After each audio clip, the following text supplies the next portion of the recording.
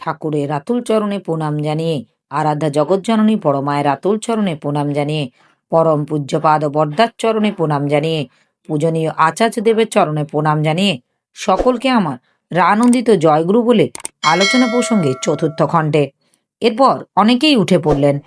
চুনিদা আসলেন, সে ঠাকুর বললেন, রবীন্দ্রনাথের ওই যে আছে, সীমার মাঝে অসীম তুমি, বাজাও আপন সুর, ওর পরেই লাইনগুলি তোর মনে আছে? চুনিদা: না, ঠিক মনে নেই। গীতাঞ্জলিতে আছে। এই বলে চুনিদা গীতাঞ্জলি এনে পড়ে শোনালেন। সীমার মাঝে অসীম তুমি, বাজাও আপন সুর, আমার মধ্যে তোমার প্রকাশ, তাই এত মধুর। কত বর্ণে কত গন্ধে, কত গানে কত ছন্দে, অরূপ তোমার রূপের লীলায় জাগে হৃদয়পুর। তোমার আমার মিলন হলে সকলই যায় খুলে, বিশ্বসাগর ঢেউ খেলায়ে উঠে তখন দুলে। তোমার আলোয় নাই তো ছায়া, আমার মাঝে পাই সে কায়া, হয় সে আমার অশ্রুজল সুন্দর বিধুর। শ্রী ঠাকুর কথাগুলি বড় সুন্দর। বোধ না থাকলে এমনতর লেখা বেরোয় না। তার যে আলো, সে আলো অখণ্ড। আধার বা ছায়া দিয়ে বাড়িত বা ব্যাহত হয় না তা। সে আলো তাই ছায়া সৃষ্টি করে না, সৃষ্টি করে কায়া। ছায়াটা মিথ্যা, কায়াটা বাস্তব। প্রকৃত জ্ঞান কখনো আলো ছায়া সৃষ্টি করে না, তা বাস্তবায়িত হয় নব নব রূপে, নব নব রচনায়। সীমার মধ্যে হয় অসীমের নব নব সংহত প্রকাশ। ছেলেবেলায় ঘাসের বুকে শিশুর বিন্দুকে দেখতাম, যেন গোটা সূর্যকে প্রতিফলিত করছে সে।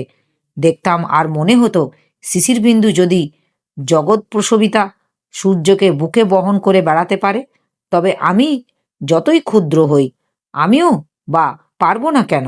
পরম কারুণিক পরম পিতাকে বুকে বহন করে বেড়াতে শিশির বিন্দুর মতো তাকে ঠিকরে দিতে আমার সারাটা জীবন দিয়ে।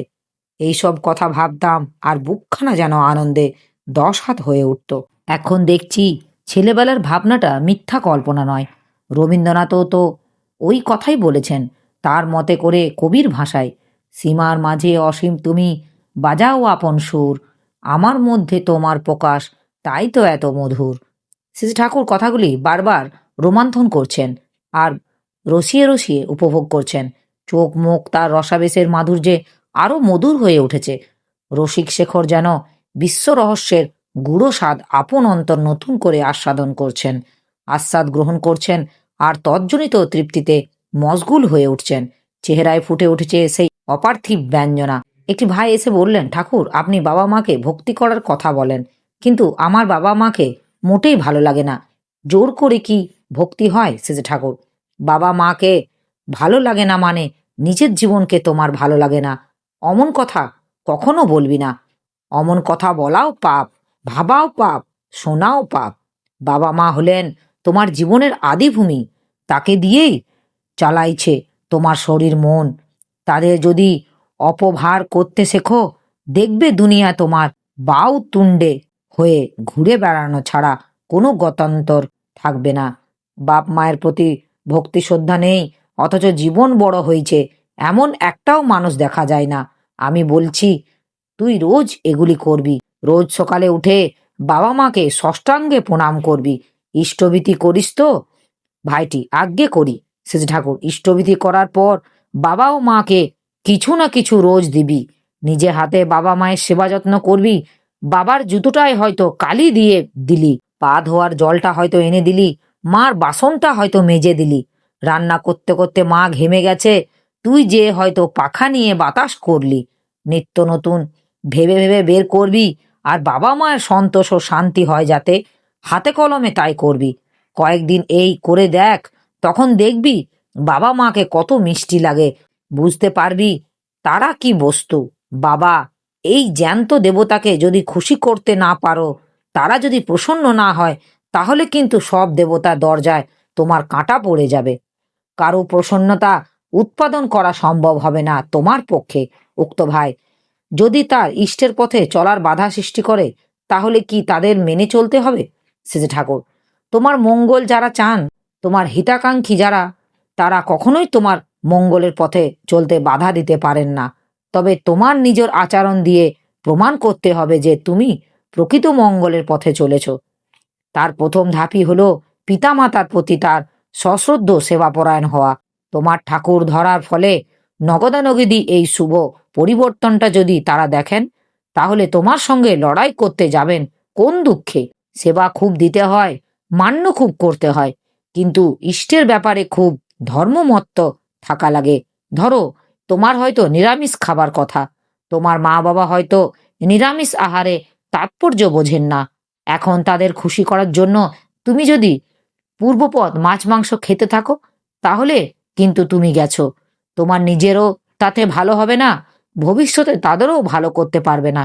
সকলের প্রতি সশ্রদ্ধ সেবাপরায়ণের থেকে তুমি যদি আদর্শ অনুসরণ তৎপর হও, তা সত্ত্বেও সংঘাত আসতে পারে, কিন্তু সেখানে অপরের কাছে আত্মসমর্পণ করার মধ্যেই তার সমাধান নেই। সমাধান আছে অনমনীয় উৎসাহ নিয়ে আদর্শ অনুসরণ করায়, কারণ আদর্শের মধ্যে আছে সকলের সত্তার। তাকে যদি অটুট নিষ্ঠায় ধরে রাখো, তুমিও বাঁচবে, অন্যকেও বাঁচাতে পারবে। তাই বাপ মাকে ভালোবাসলে বাপ মায়ের কল্যাণের জন্য আরো বেশি করে আদর্শ পরায়ণ হওয়া দরকার। সবার সম্পর্কেই এই কথা খাটে। এই প্রফুল্ল দাদাকে তো নাকি একসময় সৎসঙ্গের কথা শুনতে পারত না, এই কিছুদিন আগে এসে সে দীক্ষা নিয়ে গেল। নিল তো নিল, আবার কত আগ্রহ করে ছোট ভাইয়ের কাছ থেকে দীক্ষা নিল। প্রফুল্লকে দিয়ে জিজ্ঞাসা করে পাঠালো, কার কাছে দীক্ষা নেবে? আমি কলাম, তুই দেগা। ও তো শুনে সংকোচে কাচুমাচু করিতে লাগিল। সরোজিনী ছিল সেখানে, সরোজিনী দেখেছিল ওর চেহারাটা তখন কেমন আর্ত ও বিপন্নের মতো হয়ে উঠেছিল। আমি ধমক দিয়ে কলাম, তাড়াতাড়ি কাম সারে চলে আয়গা। ও তো জবুথবুর মতো হয়ে চলে গেল। পরে দীক্ষা নিয়ে আসে, ওর দাদা কয়, ঠাকুর আপনি অন্তর্যামী। আমার বড় ইচ্ছা ছিল দীক্ষা যদি নিই তো প্রফুল্লর কাছ থেকেই নেব।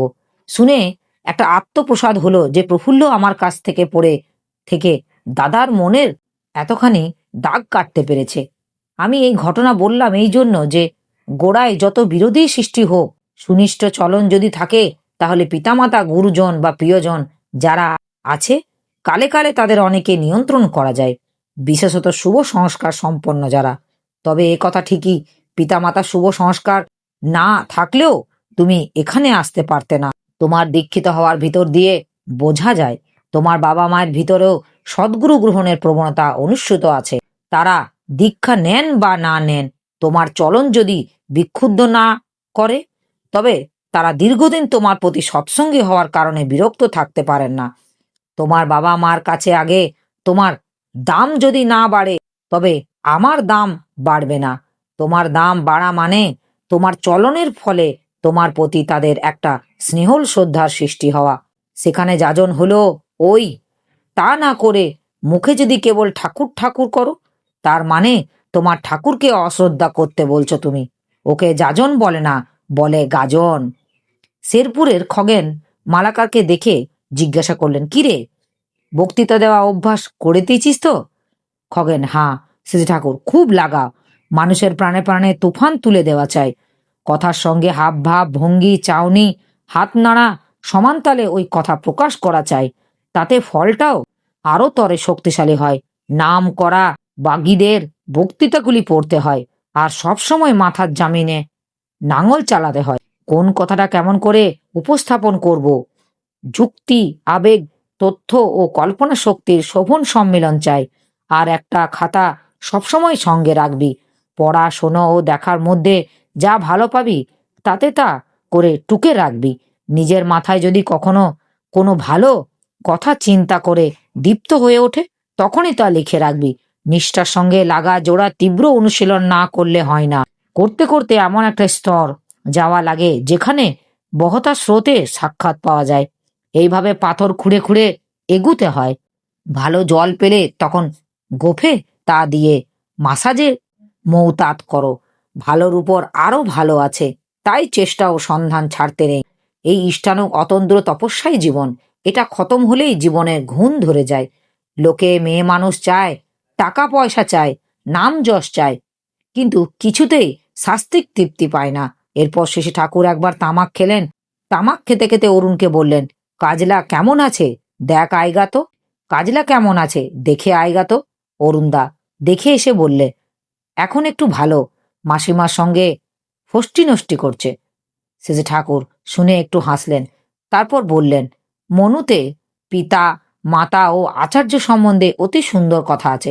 কেষ্টদা একদিন পড়ে শুনিয়েছিল, বড় ভালো লেগেছিল। কথায় আছে, জানেন নাকি যোগেশদা? যোগেশদা দ্বিতীয় অধ্যায়ে থাকবার কথা। শেষে ঠাকুর এনে শোনাতে পারেন নাকি? যদি খুঁজে না পান কেষ্টদার কাছে জিজ্ঞেস করেন যেন। ও কেষ্টদা তো বোধ হয় মিটিংয়ে গেছে। তাহলে এখন আর বিরক্ত করে কাম নেই, আপনি নিজে খুঁজে দেখেন। যোগেশদা কেষ্টদার বাড়ি থেকে মনুসংহিতা নিয়ে এসে দ্বিতীয় অধ্যায়ের গোড়া থেকে পরপর শ্লোকগুলি দেখে যেতে লাগলেন। শেষের দিকে এসে প্রয়োজনীয় কথাগুলি পেয়ে উল্লসিত হয়ে বললেন, এই বোধ হয়। শেষে ঠাকুর পড়েন তো, পড়লে ঠিক পাবেন। যোগেশদা অপত্য জননে মাতা পিতা যে ক্লেশ সহ্য করেন, সন্তান শত শত বর্ষ সে ঋণ পরিশোধ করতে সমর্থ হয় না। শেষে ঠাকুর ঘাড় নেড়ে অনুমোদন সহকারে ঠিক জায়গায় বোধ হয় বারবার করিতেছেন। সবটা পড়েন যেন, ভালো করে শোন। যোগেশদা প্রত্যহ মাতা পিতা ও আচার্যের প্রিয় কার্য করিবে। শেষে ঠাকুর গোড়া থেকে ফের এক টান পড়ে যান। যোগেশদা পড়ে চললেন, অপত্য জননে মাতা পিতা যে ক্লেশ সহ্য করেন, সন্তান শত শত বর্ষ এই ঋণ পরিশোধ করতে সমর্থ হয় না। প্রত্যহ মাতা পিতা ও আচার্যের প্রিয় কার্য করিবে, ইহারা তিনজনে তুষ্ট থাকিলে সমুদয় তপস্যা ফল হবে। পাণ্ডিত্যেরা বলিয়েছেন, পিতা মাতা আচার্য এই তিনজনে সুশ্রদ্ধাই পরম তপস্যা। ইহাদিগকে অনুমতি গ্রহণ না করিয়া অন্য কোনো ধর্মকার্য করিবে না। ইহারা তিনজনে ত্রিলোক প্রাপ্তি হেতু, ইহারা তিনজনেই আশ্রয় লাভের কারণ, ইহারা তিনজনেই ত্রয়ী বেদ এবং ইহারা তিনজনেও তিন অগ্নি, পিতা গাহপত্য অগ্নি মাতা এবং দক্ষিণাগ্নি এবং আচার্যও আহন্যয় অগ্নি বলিয়া অভিহিত। এই তিন অগ্নি জগতের গরিয়ান। যে ব্রহ্মচারী মাতা পিতা ও আচার্য এই তিনজনের প্রতি ঔদাসীন্য প্রকাশ না করে, তিনি তিলক জয় করতে সমর্থন হন এবং সশরীরে প্রকাশমান হইয়া সূর্যাদি দেবতাদিগের ন্যায় স্বর্গে বিমল আনন্দ উপভোগ করেন। মাতৃভক্তি দ্বারা ভূলোক, পিতৃভক্তি দ্বারা অন্তর্লোক এবং গুরুভক্তি বলে ব্রহ্মলোক লাভ করা যায়। যিনি পিতা মাতা এবং আচার্য এই তিনজনের আদর করেন, তাহার সকল ধর্ম কর্মই ফলপ্রদ হয়। আর যিনি এই তিনজনকে অনাদর করেন, তাহার সকল ধর্মানুষ্ঠানেই বিফল হয়। যতদিন পর্যন্ত এই তিনজন জীবিত থাকবে, ততদিন তাহাদের অনুমতি ব্যতিরকে স্বতন্ত্রভাবে অন্য কোনো ধর্মকর্ম করিবে না। কিন্তু প্রতিদিন ইহাদের প্রিয় কার্য এবং হিতানুষ্ঠানে রত থাকিয়া সেবা শুশ্রূষা করিবে। তাহাদিগকে সেবা শুশ্রূষার ব্যাঘাত না করিয়া কায়মনোবাক্যে পরলৌকিক ফল লাভের জন্য যে কিছু ধর্মানুষ্ঠান করিবে, তৎসমুদায় আমি এই কর্ম করিয়াছি বলিয়া তাহাদিগকে নিকট নিবেদন করিবে। যেহেতু এই তিনজনে উক্তরূপে শুশ্রূষিত হইলে পুরুষের সৌধ এবং স্মাত সমুদয় এবং কর্তব্য কর্মই শেষ হয়। অতএব ইহাদের শুশ্রূষায় সাক্ষাৎ উৎকৃষ্ট ধর্ম। এত দ্বৈত অগ্নি হো ত্রাদি উপর যে কিছু ধর্ম আছে, সে সকল উপধর্ম নামে কথিত।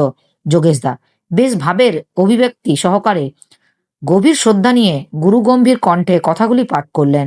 পড়ার পর দেখা গেল ওই ভাইটির চোখ ছলছল করছে। শ্রী ঠাকুর বললেন, বুঝলি তো, এখন ওইভাবে চলবি।